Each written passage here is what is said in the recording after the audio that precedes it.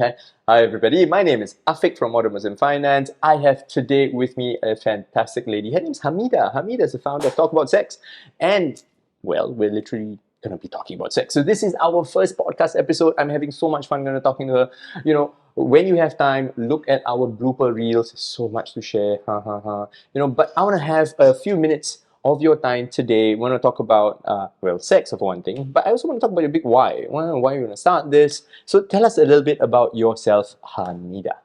Hi, Afik. Thanks for having me today. I think there are a few things I kind of wanted to share.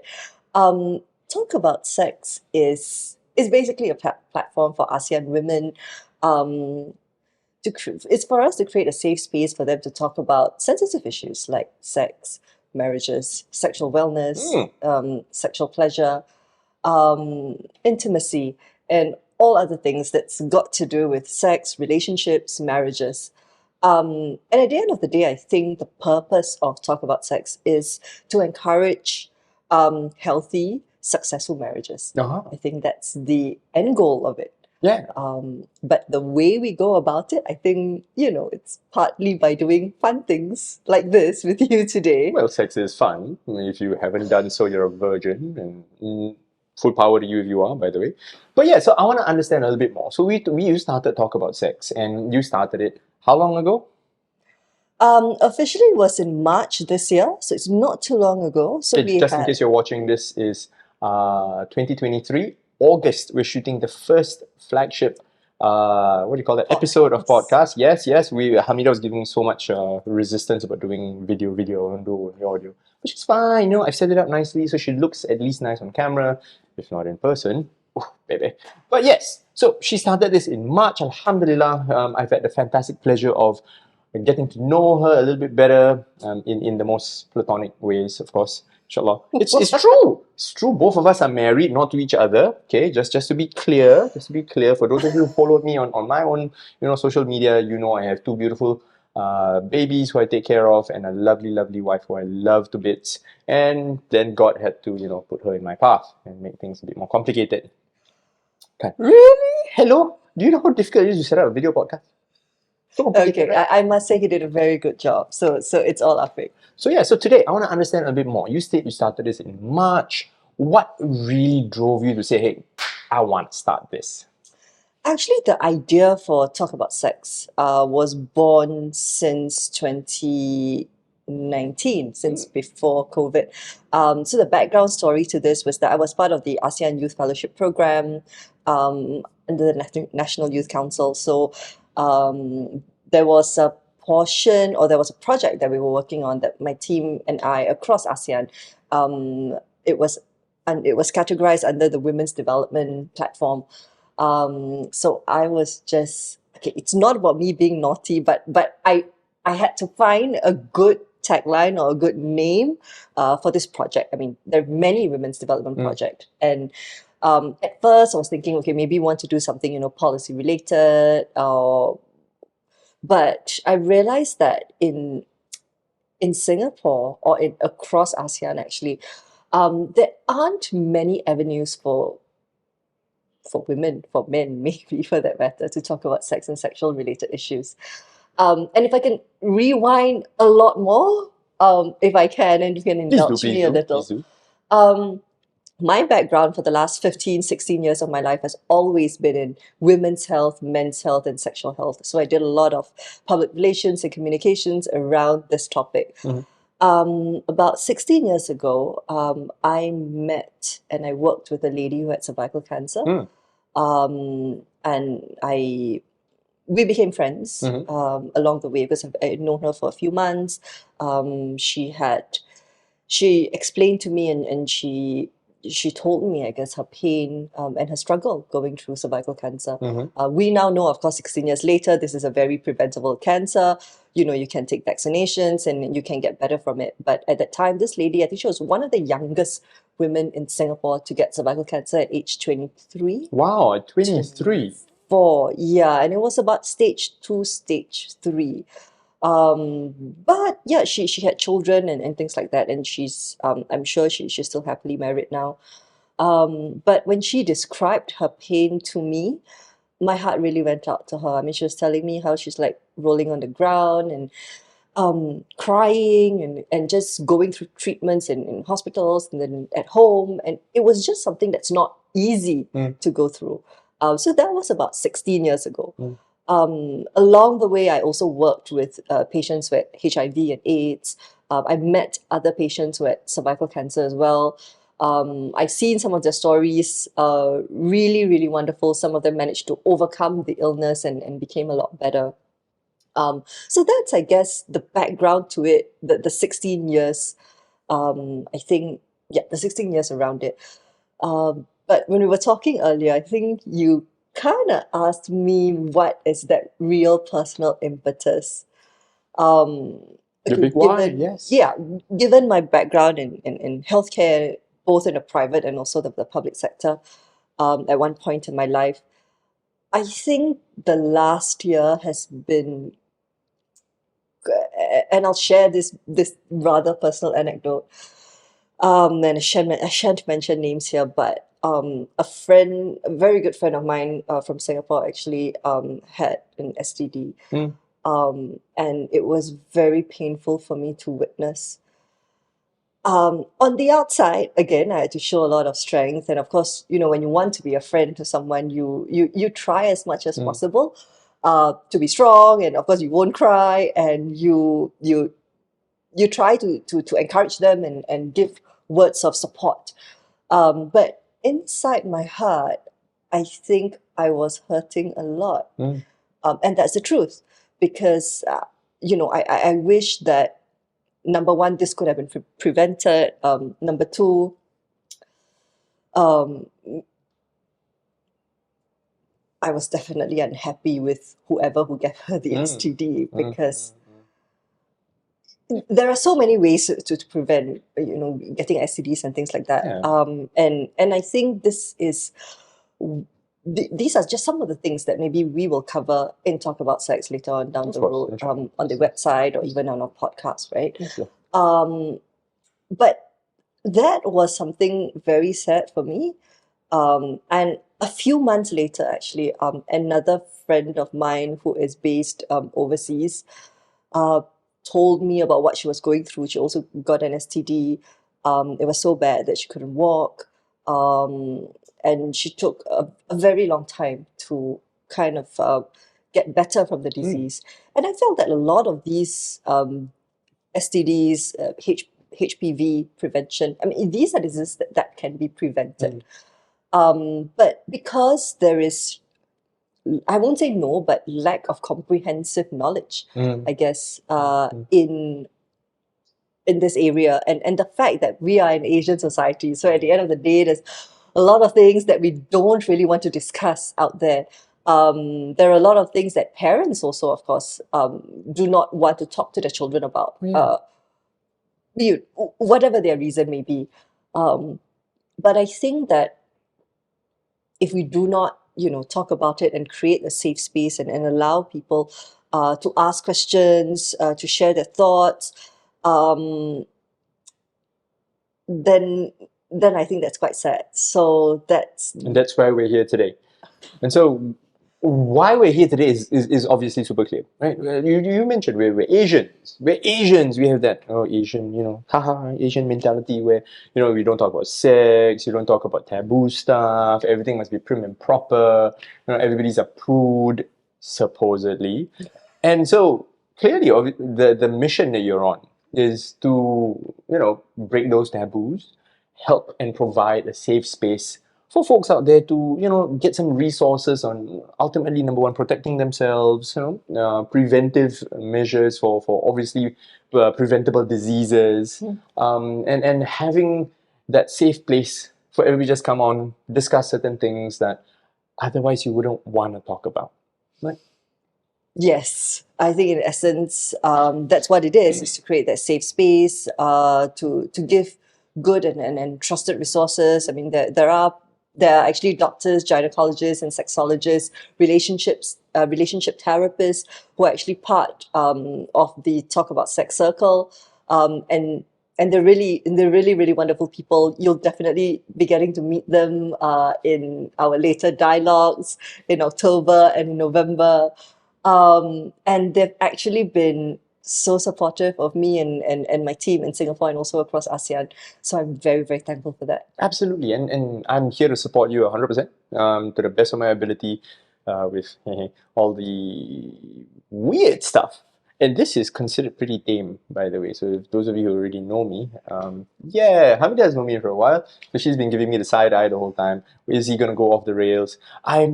Might I might not, but let's talk a little bit about this. So, the topic of sex itself here in Asia. I mean, Singapore, we call ourselves a developed country. We talk about being modern. We talk about being, future forward, etc., right? But here's the thing: sex is still very much a taboo topic. And the problem with sex is this: people want to have it. Okay, let's put it out there. We are humans, we are biological beings whose main drive is reproduction. Think about it. Think about it. The reason we're here is to reproduce. Any animal, any organism wants to reproduce. And the problem, and I really do call it a problem, is this. If we try not to talk about it, if we try to hide it, we say, dirty, don't talk, and the thing is, your biological urges are going to push you towards it.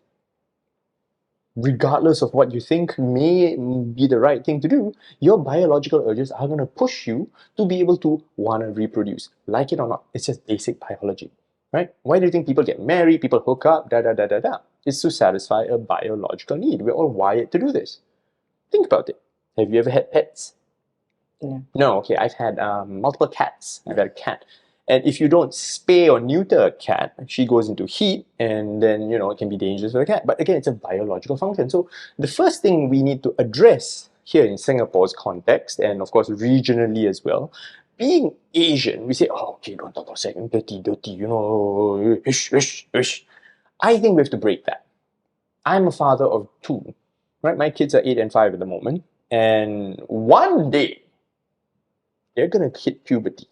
And one day, they're going to get these biological urges. And one day, I might be charged for murder.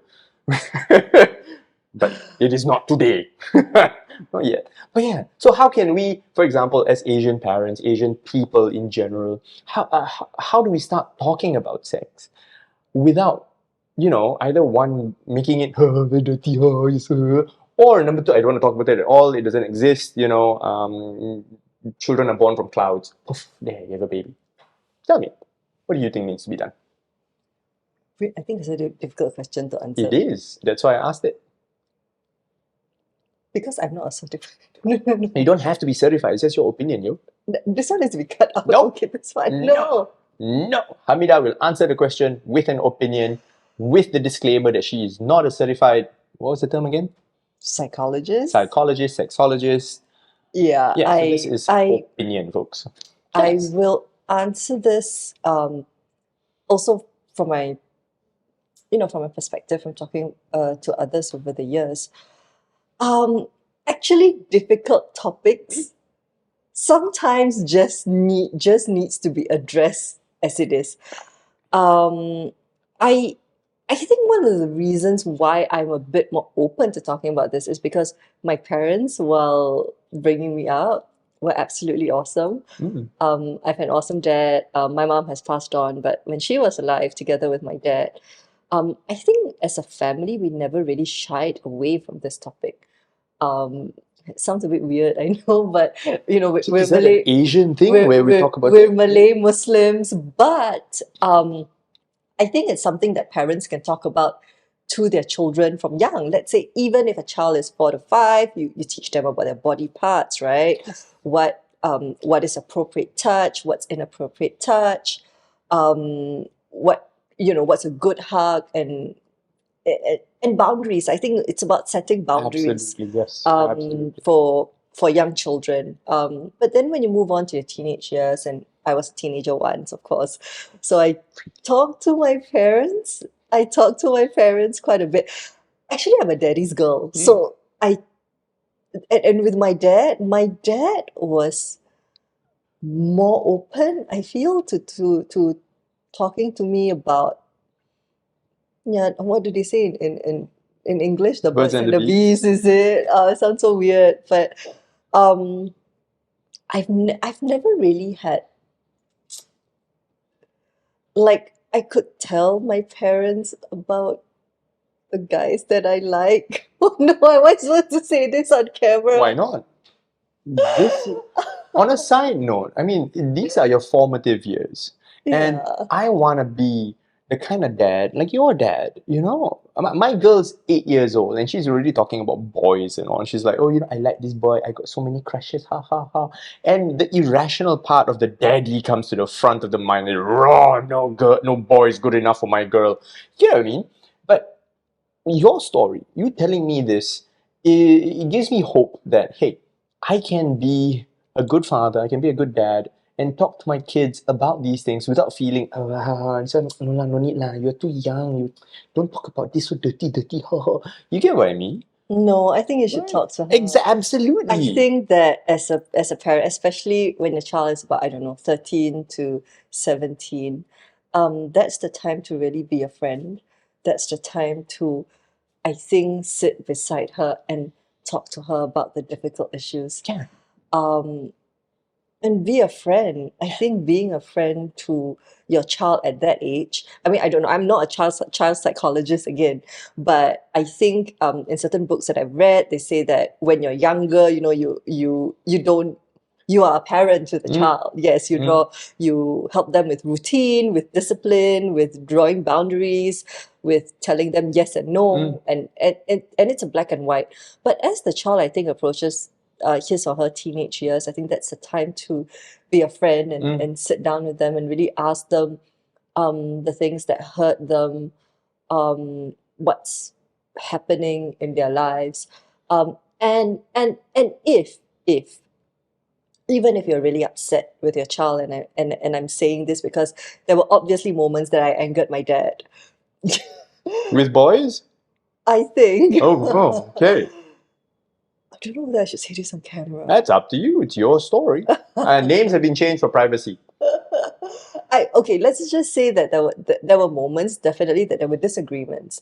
But my father has always, I felt, handled the situation very, very well. He doesn't raise his voice, or he doesn't, show, an angry face, or that he's terribly upset. But he would talk to me, ask me questions, reason things out with Mm-hmm. me, and then say, but Hamida, if you do something like this, do you think you would be safe with this person? And I really appreciated it. I felt that, hey, why isn't he raising his voice, or why isn't he scolding me? Mm. So, as a daughter, right, when a father does not scold in a time and in a moment where you expect him to, actually, that's when you kind of win your daughter or your son Mm. over. And I felt, because he was so rational and he was so calm, um, and I just felt that the way he handled the difficult situation was something very admirable. And because of the admiration, I think I then, came to my own Mm. senses and then realized that, oh, maybe I was wrong, that I I made a mistake. Mm. So, but it's okay. So, and this is when I know, like, they will say that the trust is needed between parent and child. I know it sounds very cliche, but I think it's very important. I mean, you bring up a fantastic point where you say you have to be a friend, right? I've read parenting books, I've read, anecdotes here and there, where some people say, your children are not your friends, right? And then some say, okay, treat your children as friends. And it goes, to either two extremes. What you just told me was so powerful, really, really so powerful. It's a lesson to me as a father that there will be times when I need to parent, but there will also be times where I need to come down to that level and really understand them for who they are at that point, because we were all teenagers once. Right? And I think what your dad did is fantastic, because one, there was not an emotional reaction, right? He took it, he was calm, he was measured, and he understood the situation and he approached it with care. I think that was it, right? Because we know this. So one of the things that we talk about in some of my other days is when emotions go up, intelligence goes down, right? And I'm guilty of that. Like when, for example, when the kids make a gigantic mess at home, the first gut reaction is, "Roar, why did you mess up my house? I had to clean it again." Then, I have to rein that in, and I think to myself, yeah, they're only 8 and 5. They won't be like that for long. One day I'm going to miss the mess. And so being able to pull back, I think that's what your dad did, right? Because if you ask me right now, if you tell me that my girl is involved with a boy, whoever that may be, just know I'm watching you. Oh yeah, I would totally have an emotional reaction, right? It's my baby girl. You're touching my baby girl. And so I think what your dad did, again, very admirable. And there's a deep lesson there for all guys out there. If you're already a father or you're planning to be a father, to understand that the little children that we produce, the bears, the animals, the demons, some should call them, right? These little are growing up. Honestly, I'm scared of when my girl is going to grow up, and she eventually will. How am I going to face that? How am I going to handle such a situation? And I think what you just brought up was fantastic, because in a household there needs to be an environment where you can talk about it. You need to be able to talk about sex. Yeah, because that starts from home, right? Yeah. I think it's beautiful and powerful. Think about it. Because let me share something a little bit. My folks didn't have the talk with me. They didn't. They never had the talk with me. My dad was like, you probably figured it out by yourself anyway. You have the access to the internet. And obviously I had a very skewed, very, very skewed perception of what it was. And I had to educate myself properly over years. And okay, alhamdulillah, I'm happily married now. We talk about sex all the time. The kids have actually asked us, where do babies come from? Oh, for you, I pulled a firecracker and pop, there you were. Of course not. Of course not. So, and you're right. As early as age 4, age 5, we talk about boundaries. We talk about appropriate versus inappropriate touch, and my wife is fantastic at doing that. And for those of you out there, if you're watching this or listening in, just go to the library, for goodness sakes. There's books for children talking about anatomy, about boundaries, about how strangers shouldn't be touching you at certain places.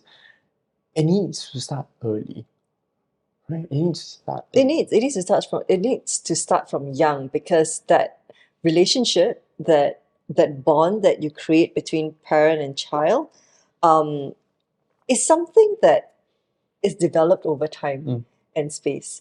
But yes, I would caveat this by saying that yes, when a child is younger, you have to parent and you have to set boundaries and you have to, discipline them. And that's normal. That's normal. But I think that's something a lot of Asian parents do very well. Tiger parents, all of this. Yes, right?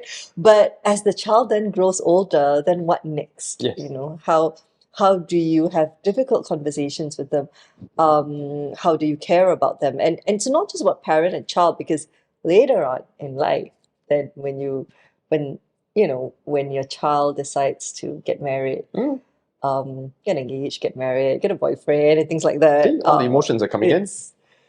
It's no, but it would be so much better, because then if in their formative years and in their teenage years, you've already had these conversations with them, it'll be a lot easier. Yes, and on that note, before we go way too far in, the thought for me was generational knowledge, right? Like the mistakes our parents made, and we understood them as mistakes, and we solved those things, and we pass it on to our children in a good way, and then when they pass it on to their children in a good way, etc., etc., it becomes generational knowledge, and this will impact, hopefully the whole community in the future in a big way. But what I want to go back to is this thing that you brought up, difficult conversations. Because as we know, the word difficult is subjective.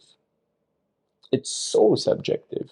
Right? So what do you mean by difficult conversation? All right, I think this is where I might want to segue a little into some of the things that we want to cover for Talk About Sex, which includes intimacy building, good positive relationship building, especially so between spouses, between partners, of course. I mean, husbands and wives. It's okay. So I've set up Talk About Sex since March, right? So, some people cheekily ask me, oh, so, I mean, I'm going to say this. You cannot have great sex if you're not settling the emotional parts of your relationship. Absolutely. You cannot have great sex if you do not settle the intimacy, the relationship, and the communication. Oh yeah, I agree. Yeah, because when people first think about sex, I think the first thing that comes to their mind is always, the physical aspect The of down it, and which is dirty.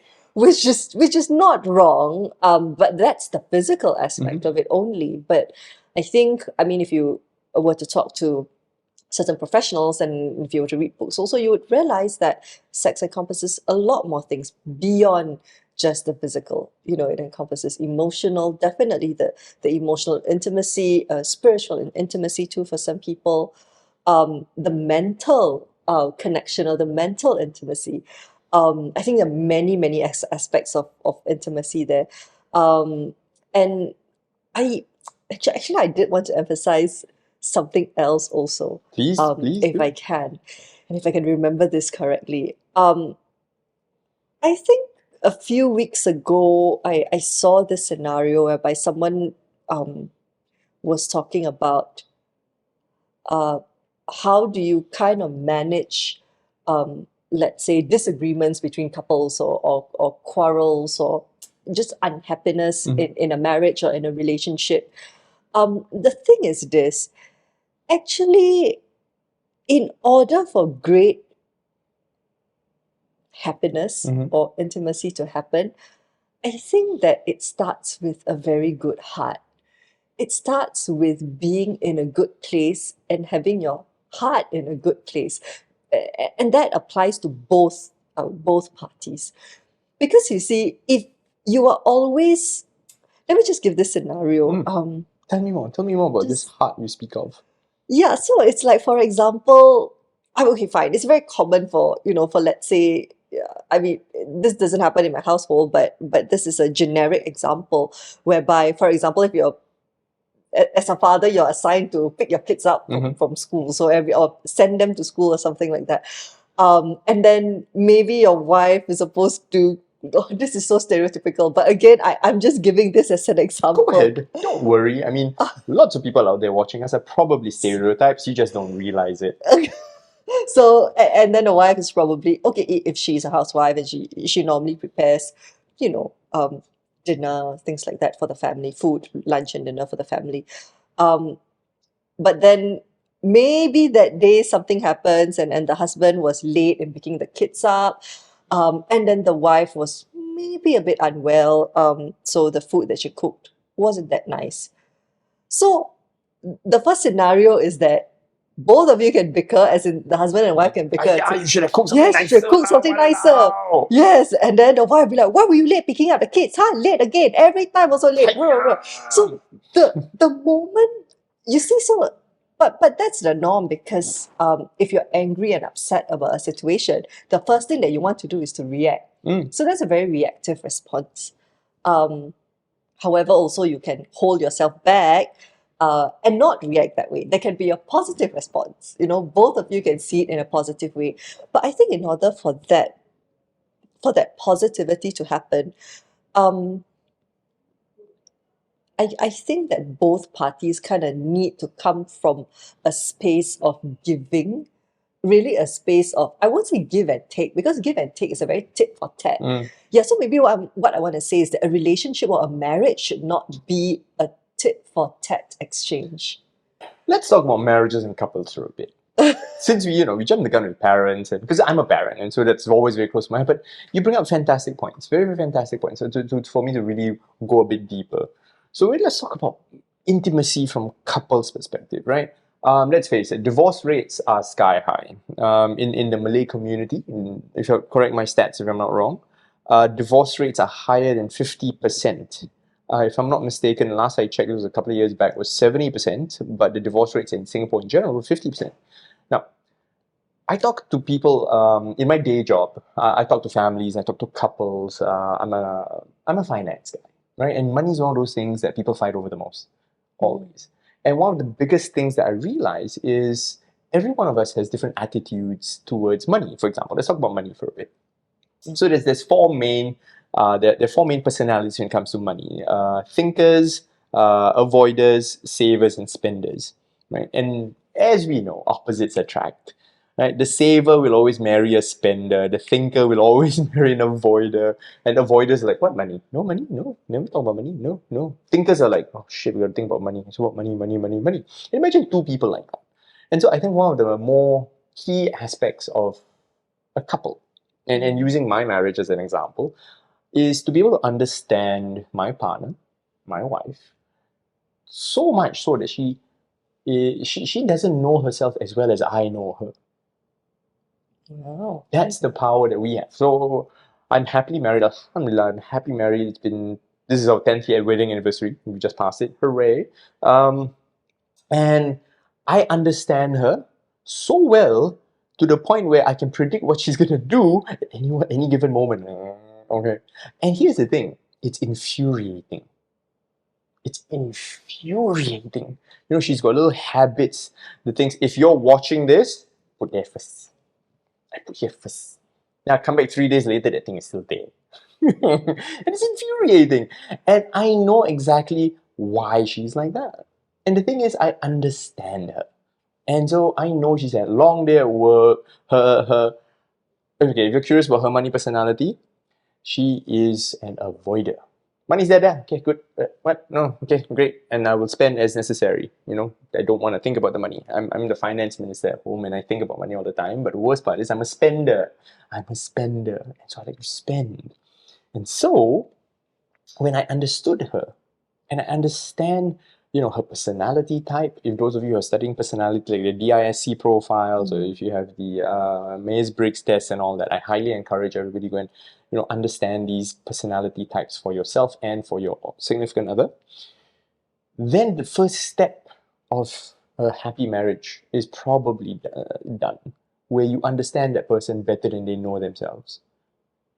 Doesn't mean you lord it over them, and I'm guilty of that with Lena. Lena's my wife. I'm absolutely guilty of that. I'm like, see, I knew you were going to do that. But it also works in my favor where, because I know what she needs and what she wants at any given time, it makes me a very romantic husband. I'm always in good books because, you know, all the little things, haha, I knew she didn't like that. So yeah. But you know, you see, again, these things come from a good place.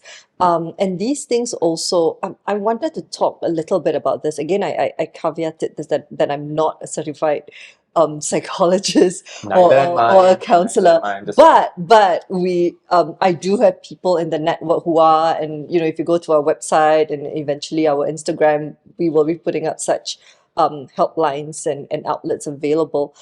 I think that and forgive me for going a bit off tangent here, but I think that some of the unhappiness that happens between couples comes from also childhood trauma, comes from coming from different family backgrounds. So when you come from, it's a marriage, right?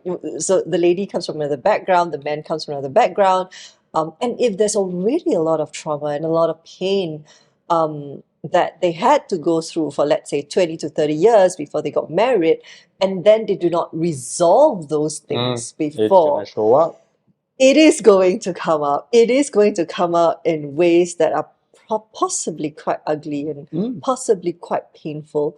And then when you cannot resolve these things first and you get together, sometimes I think there are certain complications and it makes the marriage a bit more difficult. Yeah.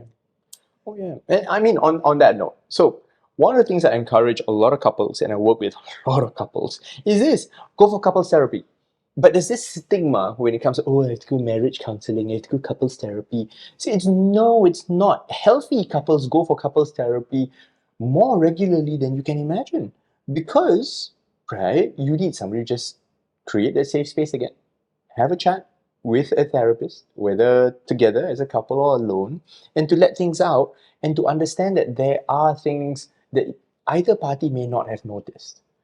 I'll be upfront. Lena and I went for couples therapy, and we were not going through a rough patch. We was like, oh, okay, Yeah, then I started understanding her. See, understanding her so much better than she understands herself. I can manipulate that woman. So, In a good way. I'm a good husband. Hey, hey, hey. But yeah, that's step one as well. Right? Trying to understand it. Because I want to say this. We fell in love with that person and we married them for a reason. Right? And life does happen. They'll pick up habits, they'll pick up quirks, things will happen to rock the marriage. But the person that I fell in love with is still there. And so we have to find ways not just to, oh, I have to tahan with this person, I have to tahan, aku nak, I have to tahan her. No, no, I think you can no. always learn better communication skills. There are, relationship coaches out there. There are sex therapists out there who are able to kind of better guide you if you need professional help. And yeah, one of the reasons why there is Talk About Sex is also to give good and better information and resources for people to go should they need Help. should they need help. And it's step one. Understand that you need help. Step two is seeking help. And there should be no shame in seeking help or in certain, like when we were talking at the start in terms of STIs and STDs. You can always go to the doctor. You can always ask questions to the doctor or medical professional. So there should not be any shame or stigma about going for your health screenings, your medical screenings, STI screenings, HPV screenings. It should be a norm. Yeah, it's absolutely necessary. If you think you did something risky and you're concerned about something, please by all means go seek help. And I don't just mean it from just sex, but everything else. I'm a finance guy. The number of times I get people calling me, Afiq, I just bought this investment. Do you think it's a good one? And I look at it, oh my God, you just got scammed. Get your money back as fast as you can. If you think you just took a risk and you're not sure about it, medical, sexual, financial, even within your relationship, seek help. Talk to someone. And typically, the best person to talk to is usually your spouse. Usually. Yeah, or if not, you've got to go get some professional help and good, reliable help. Yeah, absolutely.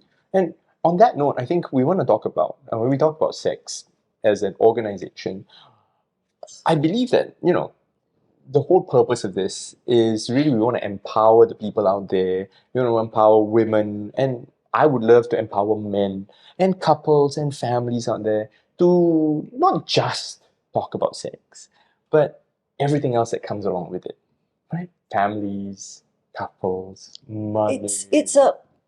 It's all encompassing. Yeah.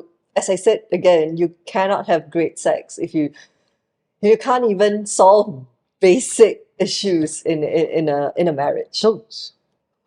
Yeah. Absolutely. You can't. It just doesn't work that way. But of course, if you have a real medical condition, please do go to your Welcome to doctors and Astro seek Doctor. help. Go doctor. Yes, you have to. And don't send us pictures. No. Nobody wants to see that. Have you? No. No, Hamida. No pictures. Go find a medical professional, not us. But yeah, I mean, we have to be absolutely real about it. I always say this, remember, sex starts outside the bedroom, right? And things I text my wife, you don't want to know. Trust me, you don't want to know. Neither do you. I think it shouldn't be shared here. Yeah. Foreplay, right? I mean, this woman is the love of my life. I'm always lusting after her. Absolutely, why wouldn't I? Right? She keeps herself in good shape.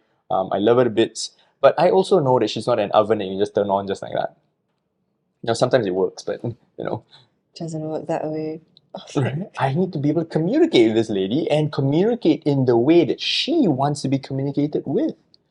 Think about it. We all have different personalities. Someone who's, very detail oriented doesn't want to be just, let's do this. No, I gotta romance her and talk to her, let's do this, and then I'm gonna do this, and then I'm gonna do that, and then I'm gonna do that, and then we get home and we fall asleep. Because we're old, we have children. Yeah. And so I hope this first episode that we're doing will be the first of many.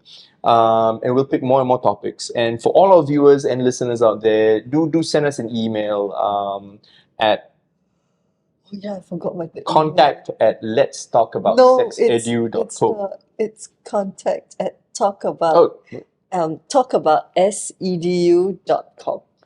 You heard right from there. Look out in the description below for ways to contact and Yes, reach out to we us. will put it We'll down. put it up nicely. Yes. And if it's on video, we'll probably flash it somewhere here, hopefully. And send us your questions, send us your comments, let us know what you think, what are some of the issues that you think need to be addressed, or some personal questions that you may have. You can send it to us anonymously, of course. We'll be more than happy to help you. And also, if you want to be a guest on the show, tell us all your, sexy stories, or if you have, things that you want to Or put out there. concerns. Yeah, certain concerns that you might have. So I think this has been a fantastic first episode. I think I love talking to you, Hamida, because I can tell you're controlling your laughter. And if you've noticed, I have kind of toned down on the whole dirty jokes part. But for all of you watching, this is only episode 1. Oh, goodness. And with that, we've come to the end of episode 1 of the Talk About Sex podcast. My name is Afiq, Chief Finance Manager at Modern Muslim Finance. This is Hamida, founder, Let's Talk About Sex. We will see you and me Again. Yeah, right. Obviously in a nicer environment and nothing too sleazy. So, okay, cut. Cut. Enough. Okay. Potong. Dah potong jadi bacon. Okay, dah. Stop. Stop it. You snap your fingers, it stops recording. No. How do you know? Hang on. I'm very scared. I say wrong things. So we have intimacy coach and sex therapist, Miss Andrea Tan, and relationship expert, Dr. Angela Tan, and me. Joining this. Hey folks, so we missed out this last that we want to cover. There's an event coming on October 7th. Okay, look out for it on our website. We'll put the details in the description below. But Hamida, tell us a little bit about this event you've got planned in October. Right. So on the 7th of October, we'll be having with us a relationship coach as well as sex therapist. Who'll be sharing on the topic of the ins and outs of intimacy. So intimacy is not just about the in and out. Most definitely not. We will be covering what truly encompasses intimacy, closeness, bonding between couples, and what should go on outside of the bedroom, as well as some tips on what goes on inside the bedroom. Awesome. So stay tuned. It's on the 7th of October from 2 to 5 p.m. at stations at Dhoby Ghaut. It's at the mezzanine floor of the Dhoby Ghaut MRT station. If you want. Folks, it's a live event. Tickets are going fast. Look out for details in the description below. We are looking forward to seeing you. We've got quite a few speakers lined up. We also have some hands-on activities planned, hopefully. Yes. Yes. Some hands-on activities and demonstrations. And we will be covering really the topic about sex. What demonstration? I'm quite scared now. Oh, tak apa. Don't worry. I'll be there to help with the hands-on demonstrations. Now, you did mention something about the book. Tell us a little bit about the book. Yes, please. Yes. Tell us about the book. So there will be a mini e-book launch. It's not a full-fledged book yet, but this is the first book that I'm writing, titled The Ins and Outs of Intimacy. And really, it'll just be a few chapters, but I thought I wanted to share some of my thoughts on intimacy, closeness, sexual desire between men and women, and also oh God. How can you forget? No. True video can forget. Don't worry, No, this part we can edit out, but carry on. And also the more sensitive issues like cheating, infidelity. Infidelity, and basically how do you move on from it. So look out for October 7th and the book launch as well. So I'm just reading over her shoulder right now, folks, and these are the 3 things that have been written on. What encompasses intimacy and creating a positive environment for enjoyable sex? Number 1, hey, sounds good. Number 2, how turning him and turning yourself on extends beyond the bedroom. And this last one is my favorite. And if you guys just want to come and see how to make your man quiver in the palm of your hands. Oh So God. come on, get it? So come on down, see us on the 7th of October. We've got a whole bunch of panelists, hands-on activities, even goodie bags, and a book launch just for all of you. Tickets are going fast. 7th of October, Saturday, that's in the afternoon. It'll be a live event. More details in the description below. Hopefully, we'll see you all there. Thanks for coming. What?